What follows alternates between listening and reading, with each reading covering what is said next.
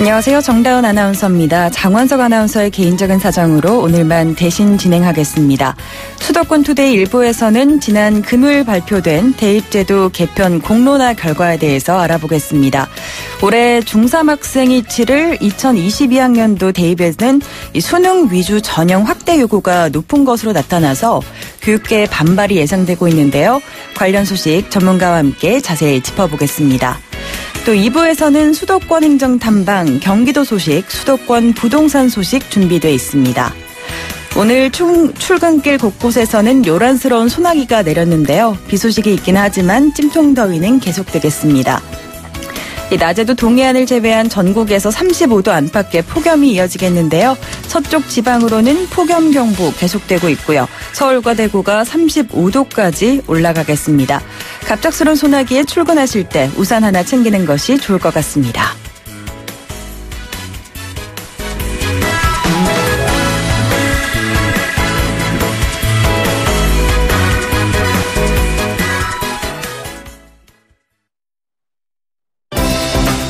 수도권과 관련된 소식은 모두 여기 YTN 라디오 수도권 투데이.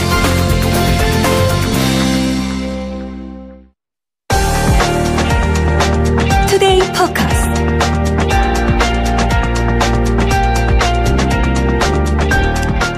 네, 투데이 포커스 시간입니다. 지난주 2022학년도 대입제도 개편 방향에 윤곽이 드러났죠.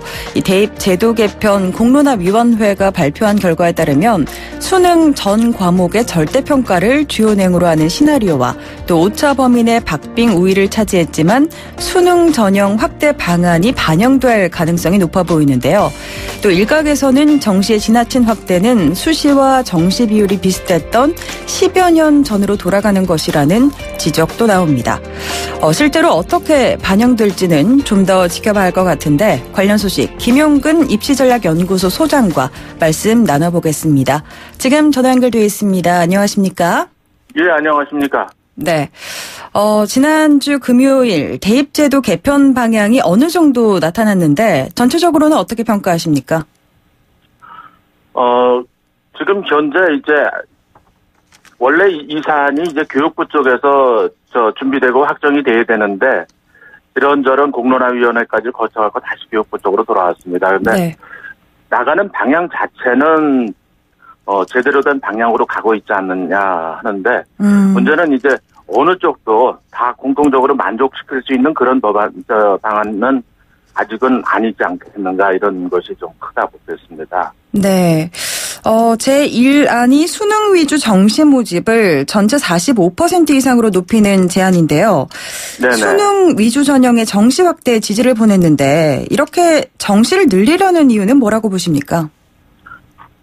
결과적으로는 이제 수시 모집에서 지금 학생부 종합전형이라든가 교과라든가 몇 가지 이제 요소를 가지고 반영을 하고 있는데 네. 그것이 이제 특수층의 학생들한테 집중이 된다는 점이 있고 그다음에 이제 또 그것이 대단히 공정하지는 않다라는 그런 인식들이 있다는 점이 이제 크다고 볼 수 있습니다. 그리고 수능은 어떻든 점수를 가지고 전체적인 이제 상대 평가를 하는 것이니까 네. 그러한 공정성을 이제 담보할 수 있다는 점에서 많은 학생들이나 학부모들이 그쪽에 지지를 또 보내는 거. 그리고 최근 들어가지고 이제 수시가 너무도 많이 확대가 되다 보니까 네. 정시를 준비해야만 되는 그런 학생들이 특히 고등학교 한 2학년 정도를 마치는 단계에서 이미 결정이 되니까 그런 학생들한테는 많은 그 아쉬움이 남겨서 그래서 어느 정도 이제 수능을 좀 보장할 수 있는 정시 확대 쪽으로 지지도가 많이 나온 것 같습니다. 네. 최근에 이 수시 비율이 많이 확대된다고 하셨는데 현재 정시와 수시 비율이 어떻게 되는 겁니까? 수시가 77.3%니까 정시는 불과 27%가 채 안 되는 것이죠. 네. 그러니까 수시는 이제 많은 아주 공부를 잘하는 학생뿐만 아니라 그렇지 않은 학생들한테 다양하게 적용이 될 수 있는데 네. 이 수시를 놓칠 수밖에 없는 학생들 그러니까 이제 고등학교 시절을 보내면서 저학년 때 크게 이제 그릇된 본인이 이제 만족지 못한 이런 부분들을 한 학생들은 정시밖에는 갈 수가 없다 이런 생각을 하고 있는데 네. 정시가 너무 적다 보니까 거기에서 이제 또한 합격선 자체가 수시보다는 동일한 대학과 학과가 더 높게 나타납니다. 이게 이제 일반적인 거거든요. 그러니까 여기서 이제 학생들의나 학부모들의 불만 이런 것들이 시작되지 않았나 봅니다. 네. 이 수시가 말씀하신 대로 77%를 넘는 상황인데 그러면 그동안 대학들이 왜 이렇게 수시 비중을 늘려온 걸까요? 그것은 이제 교육부 자체에서의 수시를 하나의 큰 선을 잡아주지는 않았지만은 수시 확대 쪽을 이제 권장하는 측면이 많았었고요. 네. 그리고 이렇게 상위권 대학을 중심으로 해서 이 수시 쪽이 스스로 실질보다도 기준선 뭐 이런 부분들보다도 크게 확대하는 면이 있었습니다. 또한 네. 수시에서의 학생부 종합전형 이런 부분들 같은 경우는 정상적인 이 수능 가지고 좋은 성적을 내지 못하는 중위권 이하급에 있는 대학들 또는 지방에 있는 군소대학들이 수시만으로다가 학생들을 채워야 된다라는 그런 인식이 너무 강했던 것 같습니다. 네, 그렇군요. 이렇게 수능 전형 확대 방안이 그대로 반영이 된다면 2022학년도 입시에서는 정시 모집 비중이 2배 이상으로 늘어나는 셈인데 이런 상황이라면 그러면 문제는 없을까요? 어떻게 보십니까? 네, 이것이 최종적인 확정은 아니니까 저도 그렇고 대체적인 사람들이 그래도 이제 수시와 정시의 비율을 한 6대4 정도, 그래서 40% 안쪽으로 가되, 네. 대학의 여건에 따라 가지고 수시와 정시의 크기가 서로 비율이 달라지지 않겠느냐 이런 기대감들을 갖고 있습니다. 네. 45% 이런 정도의 수준까지 일률적으로다가 획일적으로 권장하거나 또는 그렇게 되지는 않지 않겠느냐 이렇게 생각을 해봅니다. 그렇군요. 사실 기존의 대입 제도가 지나치게 복잡하다 이런 지적이 좀 많았습니다. 정시를 늘리게 되면 이런 폐해는 좀 줄일 수 있지 않을까 싶은데 어떻게 보십니까? 네, 아무래도 정시는 수능이 거의 90% 이상을 지금 반영하고 있듯이 그런 데를 갈 테니까. 근데 이제 수시에 대해서는 조금 생각들을 좀 달리할 필요가 있습니다. 뭐냐면은 그동안 수시에 가짓수가 많았던 것은 교육당국 쪽에서 대학에다가 이제 어떤 제한선들을 많이 두다 보니까 거기서 대학들이 이제 편법적인 그런 방법들을 많이 찾았고 네. 그러나 수험생과 학부모 입장에서 본다면은 당장 이제 금년도 수시를 치를 2019학년도 학생들 같은 경우도 수시는 크게 세 가지가 됩니다. 일반적인 네. 학생 같은 경우는 학생부 교과 전형하고 네. 그다음에 이제 대학별고사 즉 논술이나 면접 또는 적성평가 시험 그리고 바로 입학사정관제인 학생부 종합전형 이렇게 크게 세 가지 테두리 속에서 이루어지니까 네. 그런 측면에서 본다면은 그렇게 복잡하지는 않다. 다만 대학의 가짓수들이 좀 많아 보이는 것은 그거는 다양성을 가지고 접근할 수 있다 이렇게 긍정적으로 바라보는 것도 필요할 듯 싶습니다. 네.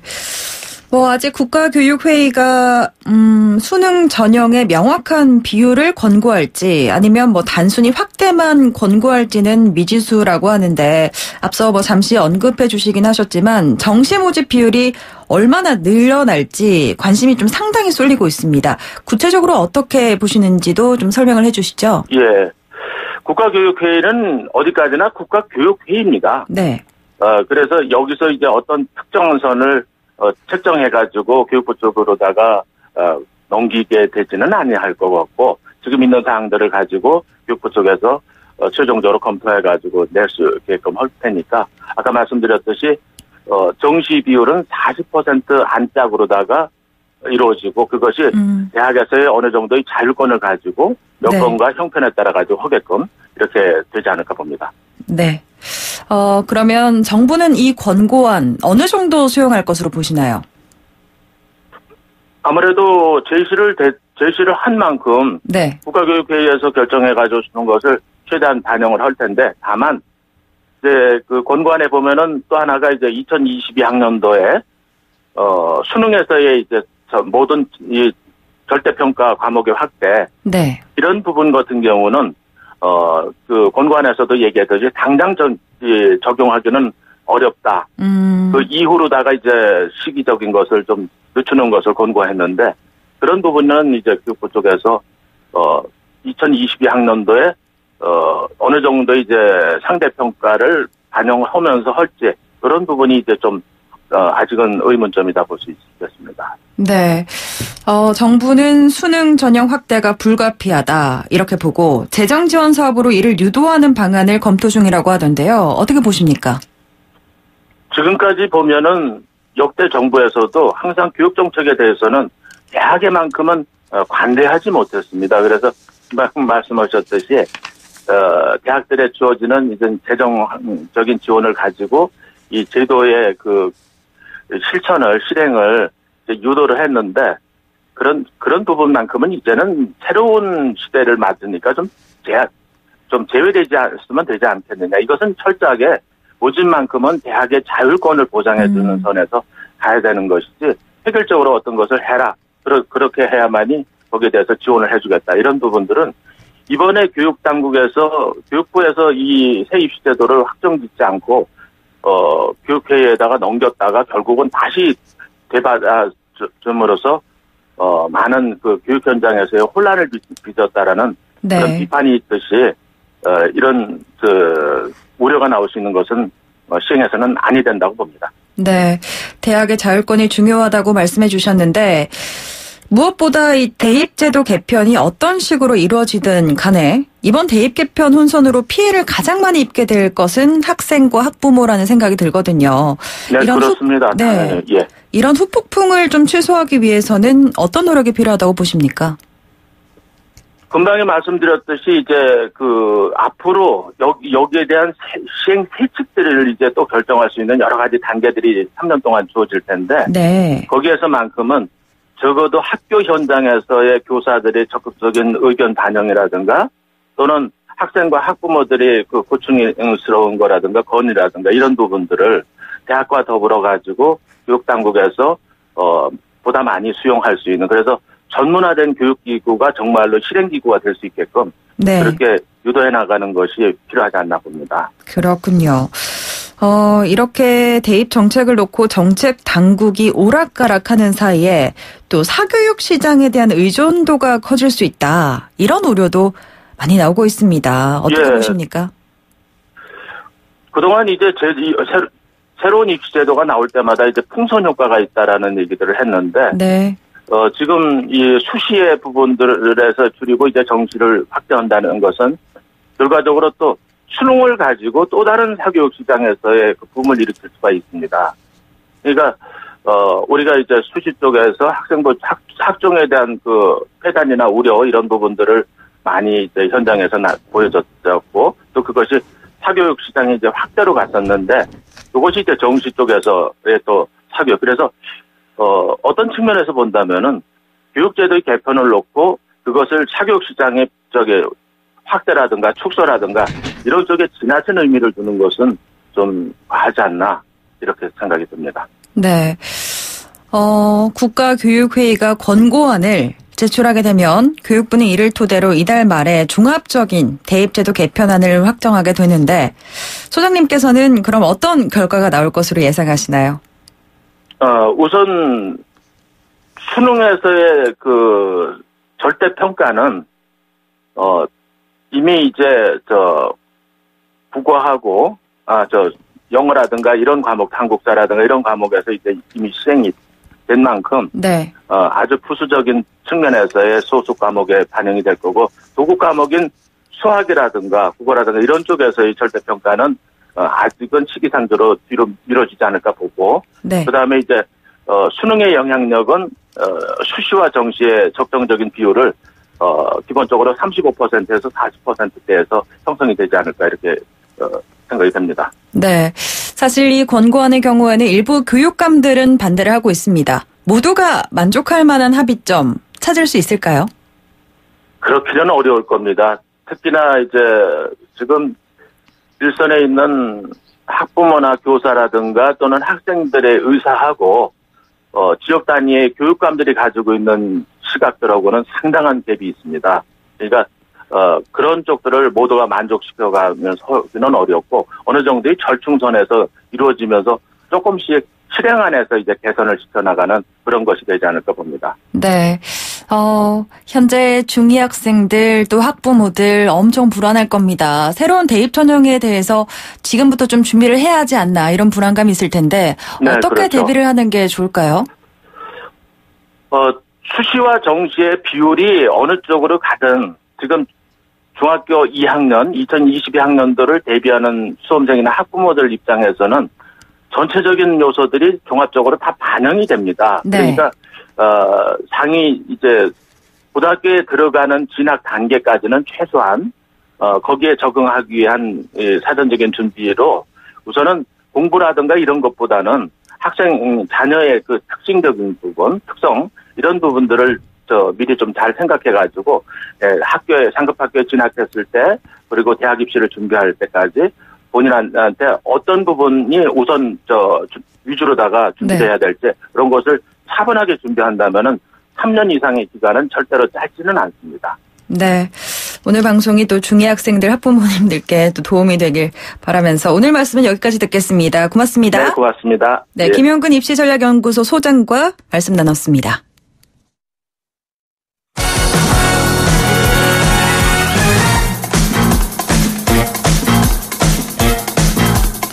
수도권 뉴스 브리핑. 서울 곳곳에서 전고점을 넘어 신고가 기록을 새로 쓰는 아파트가 잇따라 등장하고 있습니다. 서울 강남구 대치동 음마아파트 전용 면적 76.79제곱미터는 지난주 최고 16억 7천만 원에 팔렸습니다. 올해 초 최고가인 16억 3천만 원에서 16억 5천만 원을 2천만 원 이상 웃도는 것입니다. 매물 품귀 현상까지 나오고 있는 용산 한강로와 문배동 일대 아파트 단지는 호가가 1억에서 2억 원 이상 올라 연일 최고가를 경신하고 있습니다.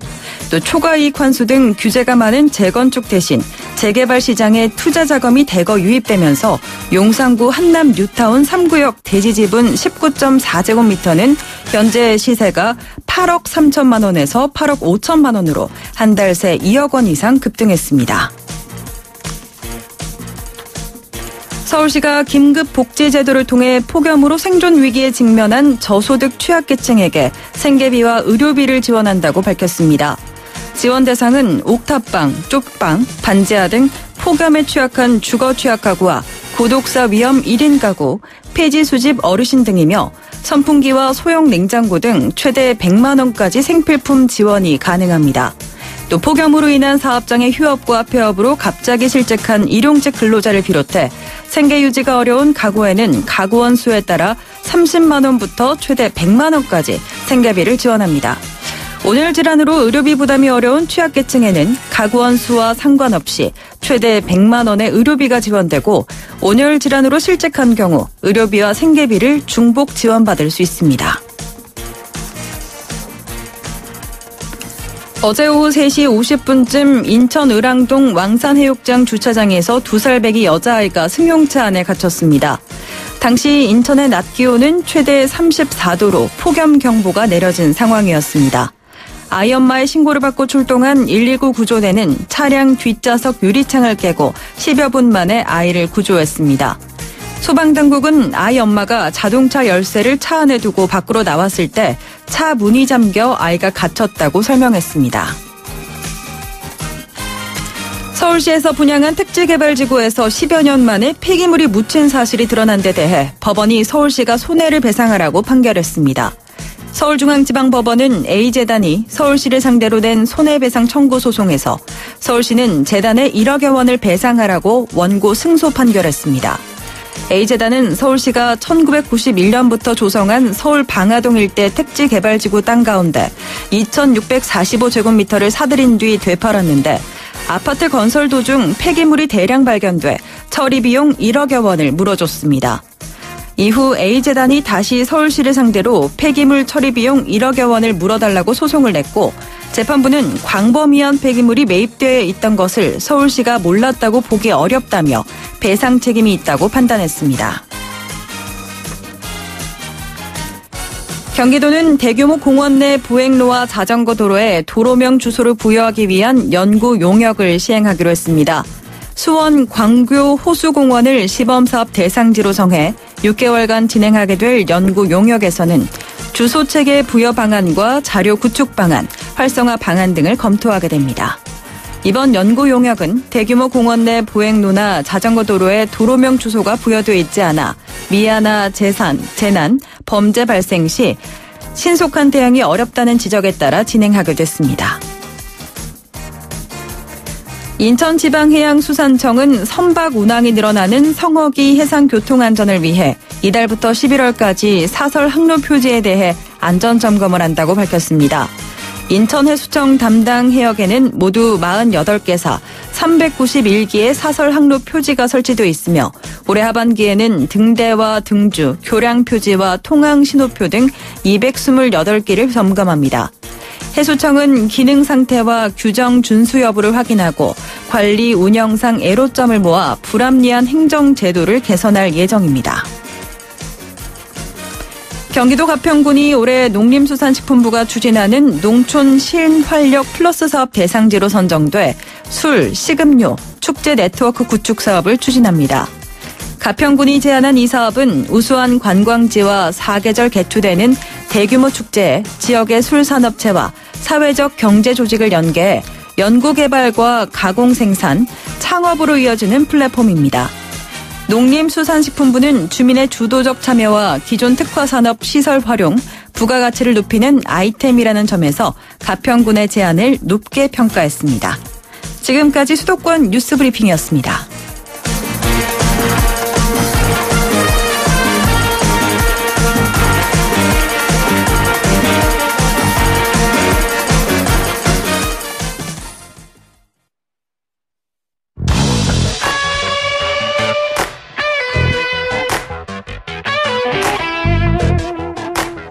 수도권 투데이 1부는 여기까지입니다. 스테레오 포닉스의 Who Are You 1부 끝곡으로 준비했습니다. 잠시 후 2부에서 뵙겠습니다.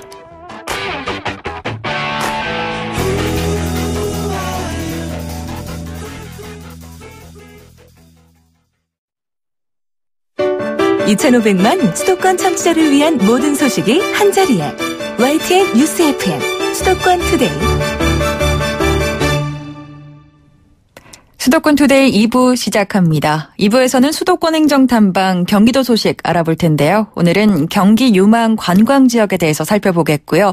또 수도권 부동산 소식. 최근 서울 등 일부 지역의 집값 상승세가 이어지면서 정부는 또다시 추가 규제책을 만지작거리고 있습니다. 관련 소식 알아보겠습니다. 잠시 후 2부에서 뵙죠. 음악과 수도권 뉴스가 한방에. 수도권 전문 방송. 수도권 투데이.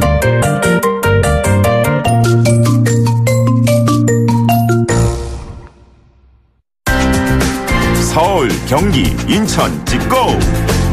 수도권 정부의 핵심이 바로 여기에 수도권 행정탐방. 수도권 행정탐방 오늘은 경기도로 떠나봅니다. 오늘은 경기도의 숨은 매력을 찾아보는 경기 유망 관광 10선에 대해서 알아보겠는데요. 박대동 경기관광공사 국내 마케팅 팀장과 말씀 나누겠습니다. 안녕하십니까? 네, 안녕하세요. 네. 이 경기 유망 관광 10선 선정 및 홍보, 이게 어떤 사업인지요? 우선 경기도는 300개가 넘는 관광지가 있는데요. 이 중에 200여 개가 넘는 유료 관광지가 있습니다. 네. 그래서 저희 경기관광공사에서는 이처럼 다양하고 많은 경기도 관광지를 좀 더 선택과 집중을 통해서 체계적으로 육성하고 숨은 매력을 알리기 위해서 지난해 이 사업을 시작했습니다. 네, 그렇군요. 그러면 이 유망 관광 10선에 선정된 관광지들이 있을 텐데 어떤 혜택이 있습니까? 저희가 보통 일반적인 홍보보다는 10선 선정에 그치지 않고 선정된 관광지를 경기도를 대표하는 관광명소 자리매김할 수 있도록 돕고 있는데요. 네. 지난해부터 저희가 관광지에 대해서 각계 전문가들이 진단하고 각각 그 관광지의 개선 방안을 마련하는 컨설팅을 지원하고 있습니다. 그리고 앞으로는 그 여행객들에게 좀 더 다가가기 위해서 공동 홍보 마케팅 등의 지원책을 마련하고 있습니다. 네. 이 관광지가 관광 명소로 거듭나기 위해서 여러 가지 컨설팅 지원 등이나 홍보 마케팅을 좀 도와주고 계신데요. 네. 그러면 이렇게 유망 관광 10선에 선정된 관광지의 매력 어떤 게 있을까요? 기본적으로 경기도가 갖고 있는 역사 자연 환경의 특색을 갖췄다고 할 수 있는데요. 근데 이런 관광지들이 좀 더 여행객 친화적으로 변화한다면 저희는 앞으로 대단한 발전 가능성이 있다고 봅니다. 네. 그래서 10개 관광지를 하나씩 말씀을 드리면요. 네. 먼저 수도권 최대 규모의 마리나 시설이 있는 복합문화 수련공간인 김포 아라마리나, 그리고 드라마 CF 촬영 장소로 유명한 파주 벽초지 수목원, 그리고 수도권에서 찾기 힘든 초원의 낭만을 만끽할 수 있는 안성 팜랜드, 네. 그리고 사시사철 각 계절의 매력을 느낄 수 있는 양평 용문산 관광지, 그리고 구석기 시대의 생활을 엿볼 수 있는 체험형 유적지인 연천 정곡 선사 유적지가 있고요. 네. 그리고 다양한 빛깔의 바다를 느낄 수 있는 화성 제부도, 그리고 50개가 넘는 문화체험 공간이 자리하고 있는 파주 출판도시, 그리고 평택호 관광단지는 호수의 낭만과 우리 음악의 풍류가 흐른다고 할 수 있고요. 네. 마지막으로 저희 포천 아트밸리는 폐채석장을 친환경 복합예술문화 공간으로 재생시킨 곳인데요. 이렇듯 10개 관광지가 경기도의 숨은 매력을 다양한 색깔로 발산하고 있습니다. 네. 뭐 아무래도 휴가철이다 보니까 휴가 떠나신 분들도 많을 테고 또 앞으로 또 휴가 계획하고 계신 분들도 있을 텐데 휴가철을 맞아서 추천하고 싶은 유망십선 관광지가 있다면 어디가 있을까요? 일단 여행하시는 분들이 선호가 워낙 다양해서 어떨지 모르시겠는데 네. 아무래도 휴가철에는 가족 단위로 많이 여행을 하시잖아요. 네. 그래서 아이들과 함께 저는 출판도시로 떠나서 이색적인 독서 공간인 지혜의 숲과 금속 활자를 직접 다루며 체험할 수 있는 헐판공방에서 출판 과정을 체험해 보시는 것을 추천드릴 수 있고요. 네. 연일 폭염이 계속되고 있는데 숲과 계곡이 있고 산사의 고즈넉한 여유를 즐길 수 있는 용문산 관광지를 방문해 보시기를 추천드립니다. 네, 용문산 관광지 그리고 파주 출판 도시까지 추천해 주셨습니다. 오늘 말씀 여기까지 듣겠습니다. 고맙습니다. 네, 감사합니다. 네, 박대동 경기관광공사 국내 마케팅 팀장과 말씀 나눴습니다.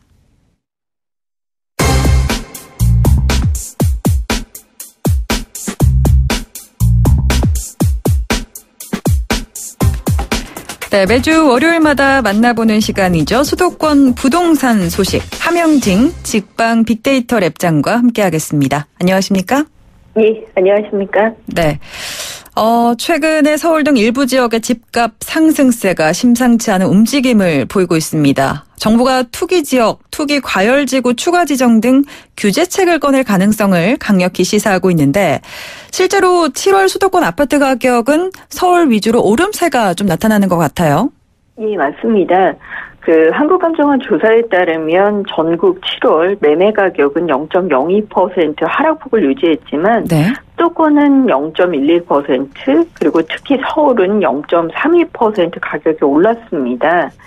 서울 강북에서는 마포, 중구, 동대문, 용산구 등지에서 이제 개발 호재가 있다든지 또는 강남 따라가는 갭매우기 상승세가 지속되고 있고요. 네. 강남 같은 경우는 개발 호재가 있는 영등포 동작구 일대에서 가격이 뛰거나 그리고 강남 재건축 가격 낙폭이 둔화되는 모습을 보였습니다. 인천이나 경기도 같은 경우는 아직 시장 위축이나 신규 공급이 누적돼서 보합세나 하락세를 나타내고 있지만 서울 지역 같은 경우는 6월보다 7월 가격 상승 움직임이 확대되면서 활발하게 움직이고 있는 상황입니다. 그렇군요. 국토부가 파리 부동산 대책 1주년 맞아서 집값 불안이 재현될 경우에 주택시장 안정화를 위한 추가 대책을 내놓겠다. 이렇게 의지를 보였는데 어떻습니까? 최근 서울을 중심으로 주택시장 과열이 재현될 조짐을 보이면서 이제 국토부가 파리 대책, 12사 가계부채 대책 같이 기존 대책의 실효성을 강화하는 부분을 검토하겠다고 밝혔는데요. 네. 우선 집값 불안 지역과 청약 과열 지역을 중심으로 자금 조달 계획서 같은 이제 실거래 신고 내역 조사라든지 그리고 불법 청약, 전매 점검을 실시를 강화할 예정이고요. 네. 그리고 서울시와 합동으로 특별사법경찰을 동원해서 부동산 시장 현장 점검이나 불법 행위에 대해서 추가 조사를 실시할 계획입니다. 그리고 이제 재건축 재개발 조합원 재당첨 제한 같은 문제, 그래서 이런 것들을 정비 사업에서 잘 준수하고 있는지 점검을 할 예정이고요. 뭐 필요할 때 편법 증여나 세금 탈루 같은 세무 조사도 병행한다고 하는데요. 요즘 뭐 이제 금융권은 DTI나 DSR 강화됐는데 이런 부분의 여신을 잘 준수하고 있는 여부도 집중적으로 점검하기로 했습니다. 네. 사실 파리 부동산 대책부터 시작해서 이렇게 쓸만한 규제책을 다 내놓았음에도 불구하고 이렇게 특정 지역에서 집값이 유난히 오르는 이유 뭐라고 보십니까? 아무래도 시장의 수요자들 같은 경우는 똘똘한 한 채에 대한 선호 현상이 굉장히 강한 상황입니다. 네. 다주택자 같은 경우 전국의 조정 지역이 40곳 정도 되는데요. 이런 조정 지역에서는 이제 분양권 전매나 또는 2, 3주택자 이상의 다주택자는 양도소득세율이 10%에서 20%포인트 더 부과되는 중과 대상이 되기도 하죠. 네. 그리고 내년부터는 이제 보유세, 종부세라든지 또는 공시가격의 실효세율을 실거래가 반영률을 높여서 세금이 무거워지고 또 특히 임대소득세 과세도 양상화되는 추진이기 때문에 뭐 실소유자 같은 경우 한 채를 똘똘한 지역에 잘 만들어 보겠다. 이를 통해서 실거주와 그리고 시세차익을 동시에 누리겠다. 뭐 이러한 전략들이 서울 같은 인기 지역에 쏠리는 현상이 나타나면서 이런 분위기가 사그라들지 않고 있습니다. 네. 또 일각에서는 정부가 구두 경고는 내놓지만 실제로 행동으로 옮기기는 쉽지 않을 거란 이야기도 나옵니다. 어떻게 보십니까? 맞습니다. 일단 뭐 다주택자 주택 보유 상황에 대한 모니터링 강화, 뭐 정상과세 실현 이런 부분은 앞으로도 지속될 것으로 보여지는데요. 네. 특히 이제 다주택자들에 대한 세금 강화가 앞으로 더 크게 진행될 예정입니다. 특히 이제 정부가 전월세 확정일자 신고 자료, 그리고 월세세액 공제 자료, 주택 소유 정보, 주민등록 정보 같은 이제 부처마다 흩어진 정보를 이제 연계 구축해가지고 네.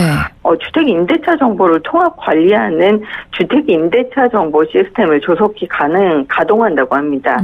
뭐 그렇게 되면 이제 다주택자 입장에서는 주택의 거래 그리고 보유 현황 그리고 본인이 어떻게 임대를 내고 소득을 내고 있는지 그리고 임대주택 등록 현황 이런 것들을 정부가 모니터링할 수 있게 되는데요.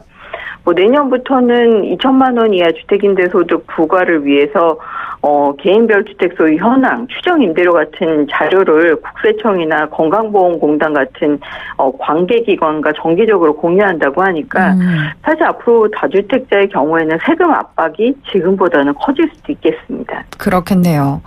또 최근에 서울시가 여의도 일대, 용산 그리고 서울역 일대 종합개발 방안을 언급하면서 대규모 개발 호재에 대한 기대 심리가 집값 상승을 이끌기도 했습니다. 꽤 많이 올랐죠? 이런 부분에 대한 국토부 언급도 있었는데 어떻습니까? 네. 맞습니다. 이제 집값 상승을 자극할 수 있는 개발 사업에 대해서는 이제 국토부가 지자체 협력을 강화해서 주택시장 불안 요인을 사전에 이제 조기 차단하겠다고 밝혔는데요. 네. 대규모 개발 사업을 추진하게 되면 이제 집값이 오르게 되죠. 그렇기 때문에 도시정비 같은 관련 법령과의 정합성을 유지할 필요가 있는 만큼 뭐 정부는 지자체들과 필히 사전 협의하라고 일종의 압박을 하고 있는 모습인데요. 네. 특히 이제 용산과 여의도 일대 집값 상승 자극 우려가 있는 최근 서울시의 대규모 개발 사업에 대해서는 주택시장 안정이라는 공통된 목표 하에 이제 기운영 중인 국토부와 서울시의 정책 협의체를 활용해서 추진 상황을 관리하는 시장관리 협의체를 운영할 계획이라고 합니다. 네. 그리고 이제 정부가 매년 10조 원씩 도시재생 뉴딜 사업을 진행하고 또 해당 지역을 50곳 정도 매년 발표하고 있는데요. 뭐 이렇게 과열이 발생되는 지역에 대해서는 뭐 선정을 배제한다든지 그리고 선정 이후에 사업 시기를 연기하거나 중단하겠다고 밝혔기 때문에 사실 이런 부분에 대한 정부의 집값 안정 의지가 굉장히 높다고 할 수 있겠죠. 네. 앞서도 이야기를 나누긴 했습니다만 정부가 다주택자들에 대한 투기 수요 억제책을 쉽게 풀지는 않을 것 같죠. 세금 강화를 언급했는데 실제로 내년부터 주택 임대소득세 과세가 좀 더 강화되지 않습니까? 바뀌는 내용들이 있어요? 예. 올해까지는 비과세 줬지만 2019년, 그러니까 내년부터는 연 2천만 원 이하 주택임대소득에 대해서 이제 분리과세로 임대소득세를 과세합니다. 네. 주택임대소득이 연 2천만 원 이하일 경우, 임대사업자 등록을 하시면 임대소득세를 7만 원 정도 내게 되면 되지만, 만약 이제 임대사업자 등록을 안 하신다면, 한 112만 원 정도로 임대사업 등록자에 비해서는 한 16배나 세금이 높게 나오게 되는데요. 소득세나 보유세 인상 카드도 사실 다주택자를 압박해서 주택임대사업자 등록을 하도록 권고하는 것이라고 할 수 있습니다. 네. 근데 일단 내년에는 소액 주택 임대 사업자들뿐만 아니라 비사업자들 같은 경우도 연간 임대소득이 2천만 원 이하라면 종합소득세 부담이 커질 수 있다고 보여지고요. 네. 그리고 경우에 따라서 종부세와 관련된 부분이 올 9월에 정기국회에서 정부 입법이 통과되게 되면은 아무래도 고액 그리고 부동산을 과다 보유하신 분들의 재산세 그리고 보유세 부담이 과거보다는 커질 전망입니다. 그렇군요. 또 이 때문에 임대사업자 등록자가 상당히 많이 늘어나기도 했죠. 이 집값 과열 지역에 대한 투기 수요 유입을 차단하기 위해서 또 추가로 투기 지역을 지정할 수 있다고도 하던데 어떻습니까? 네, 현재 투기지역, 투기과열지구, 조정대상 지역 등을 통해서 이제 투기적 과열 발생 지역에 대해서는 이제 투기 수요 유입을 차단하고 있는 상황인데요. 네. 이제 앞으로도 시장 상황을 모니터링해서 과열이 확산될 경우에는 정부가 추가 지정 여부를 검토하고 있다고 합니다. 서울 같은 지역은 이미 이제 투기과열지구나 조정대상 지역으로 전 지역이 설정된 상황이기 때문에 아마 투기 지역이 추가적으로 더 지정될 여지가 남아있다고 보여지는데 사실 투기지역, 투기과열지구 조정대상 지역은 청약이나 금융, 세제 규제가 굉장히 강한 편입니다. 현재 서울 그리고 과천, 성남 같은 지역에서는 이제 경기도 7개 시 정도가 지정돼 있고 지방에서는 세종시나 부산 7개구 그리고 대구에서 1개구 정도가 지정돼 있는데요. 네. 만약 집값 불안이 더 크게 양산된다면 이 지역 외에 추가 지정을 할 수 있을 것으로 보입니다. 다만 근데 이제 시장 위축되는 지역이 있죠. 집값이 1년 이상 빠지는 네. 울산이라든지 경남 일부 지역의 경우에는 오히려 위축 지역으로 선정해서 정부가 규제를 완화해 줄 수 있다는 부분에 퇴로도 열어둔 상황입니다. 네, 이 부분도 계속 지켜봐야겠습니다. 네, 오늘 말씀 여기까지 듣죠. 고맙습니다. 예, 감사합니다. 네, 함영진 직방 빅데이터 랩장과 말씀 나눴습니다.